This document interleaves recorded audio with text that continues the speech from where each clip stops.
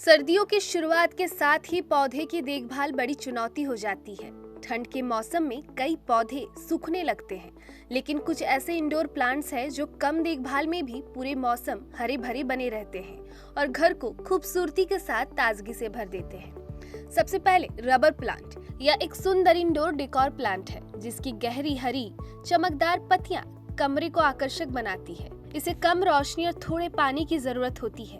यह घर की हवा को शुद्ध करने में भी मदद करता है। दूसरा, स्नेक प्लांट। इसके पत्ते सर्प जैसे लंबे आकृति के होते हैं। यह कम पानी में भी सर्द मौसम में आसानी से पनप जाता है और हवा से विषैले तत्वों को हटाता है। तीसरा, स्पाइडर प्लांट।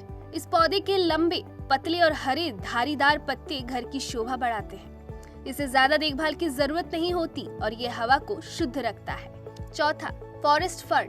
ठंड में नमी बनाए रखने के लिए यह बेहतरीन विकल्प है। इसकी घनी पत्तियां घर में प्राकृतिक हरियाली और ताजगी लाती है। इसे हल्के पानी की जरूरत होती है।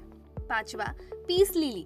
सफेद फूल और गहरे हरे पत्ते वाले इस पौधे को कम रोशनी पसंद होती है। यह सर्दियों की धुंधली रोशनी में भी खिलता है और हवा से हानिकारक केमिकल्स को हटाता है।